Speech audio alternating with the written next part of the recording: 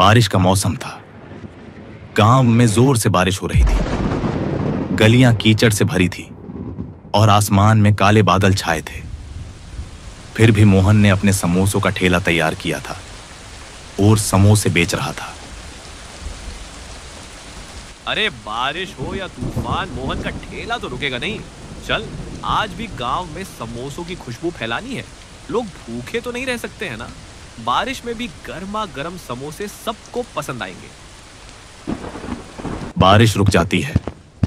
कुछ लोग बाहर निकलते हैं और ठेले पर रुकते हैं।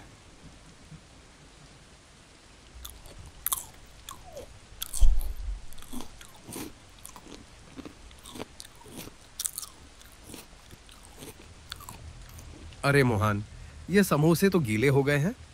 बारिश में तूने इन्हें ढककर क्यों नहीं रखा? स्वाद तो बिल्कुल फीका लग रहा है। अरे भाई, बारिश का मौसम है, थोड़ा तो गीला होगा लेकिन स्वाद तो वही है, गर्मा गर्म। एक और ले लो, शायद पसंद आ जाए। नहीं नहीं मोहन, ये बेकार है। बारिश में समोसे लेना ही गलती थी। अगली बार सूखे और कुरकुरे समोसे लाना, तब बात बनेगी।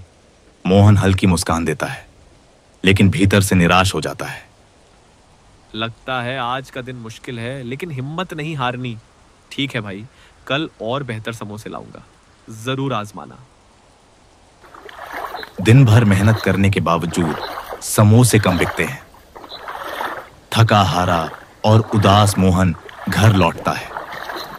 उसका कपड़ा भीग चुका है और चेहरा थकान से भरा है। अरे मोहन, ये हालत क्या बना रखी है? फिर बारिश में भीगते हुए ठेला लगाने गए थे। चेहरा तो बता रहा है कि आज कुछ ठीक नहीं हुआ। समोसे बिके कि नहीं?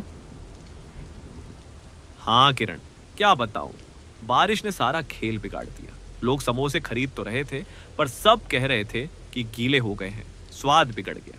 कुछ ही समोसे बिके। मैंने तो दिन भर गलियों में ठेला घुमाया, पर मौसम ने साथ नहीं दिया। ये तो परेशानी की बात है मोहन।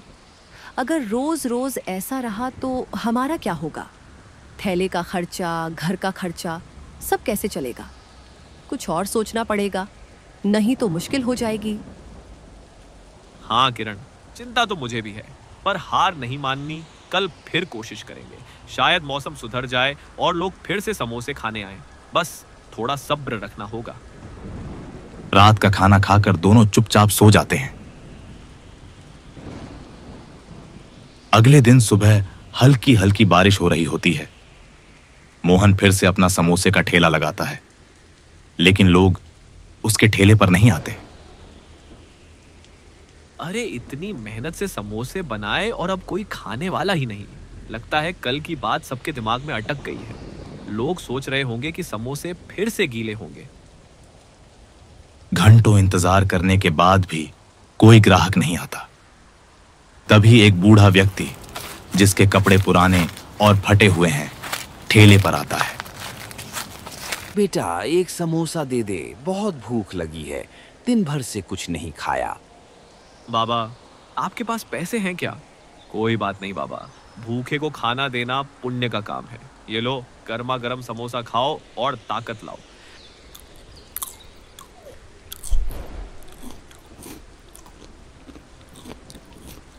बेटा, तेरा दिल तो सोने जैसा है।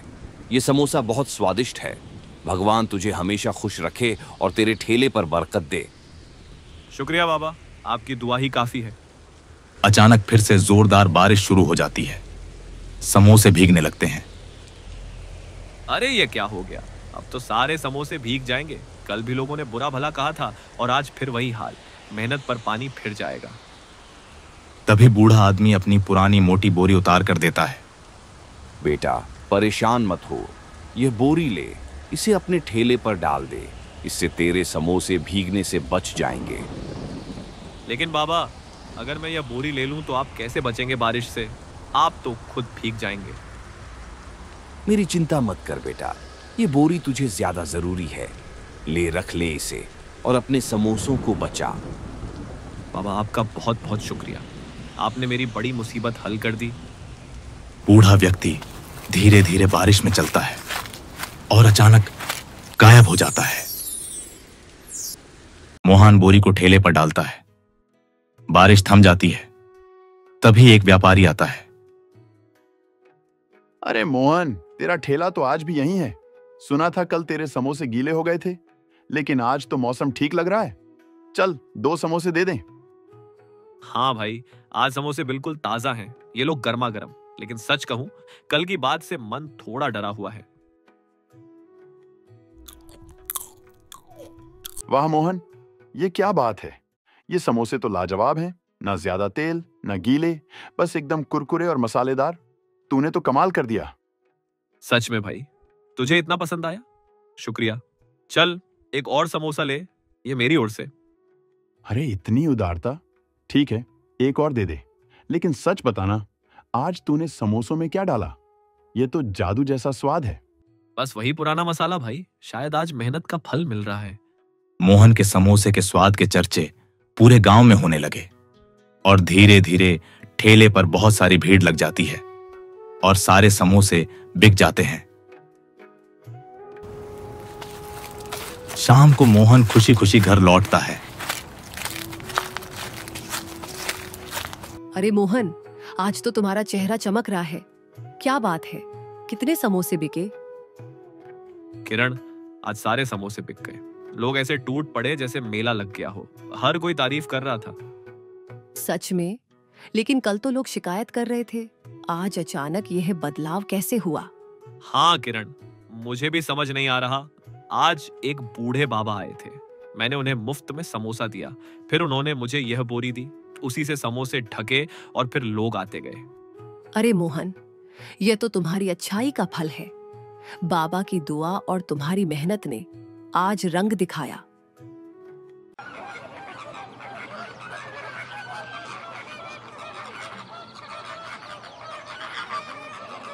कुछ दिन बाद मौसम साफ हो जाता है। मोहन अपने ठेले को फिर से तैयार करता है।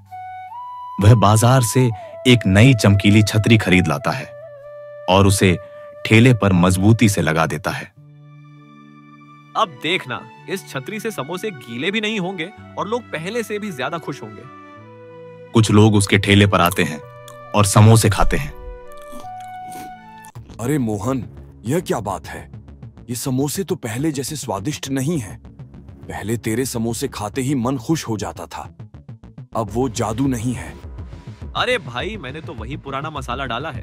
तेल भी ताजा है, आटा भी वही। ये नई छतरी लगाई है ताकि समोसे गीले ना हो। फिर भी समझ नहीं आ रहा स्वाद में क्या कमी है। पता नहीं मोहन, लेकिन वो पुराना जादू आज नहीं है। अगली बार पहले जैसे समोसे लाना, तभी आएंगे। ग्राहक चले जाते हैं। मोहन का चेहरा उदास हो जाता है। दिन बीत जाता है और ठेले पर भीड़ नहीं लगती। ये क्या हो गया? छतरी तो बढ़िया है, समोसे गीले भी नहीं हुए। फिर लोग शिकायत क्यों कर रहे हैं? पिछले कई दिन सब कुछ ठीक चल रहा था, लोग तारीफ कर रहे थे। आज अचानक ये क्या हो गया? मोहन गहरी सोच में पड़ जाता है और उसे उस बूढ़े बाबा की बोरी याद आती है। शायद उस बोरी में कुछ खास बात है। नहीं, ये तो बस एक बोरी है। लेकिन फिर भी आज छतरी लगाई तो सब बिगड़ गया। कल तक बोरी लगाकर समोसे बिक रहे थे। क्यों ना फिर से बोरी लगाकर देखूं?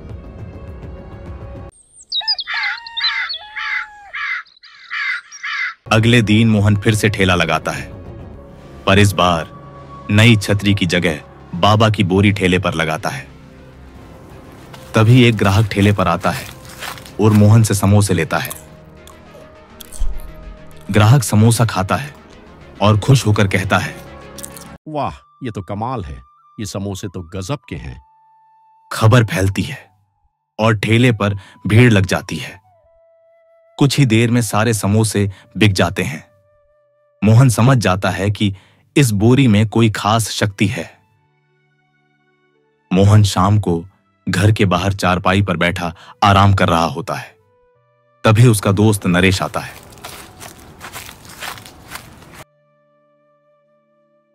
मोहन भाई, थोड़ा वक्त है, मुझे तुमसे कुछ जरूरी बात करनी है।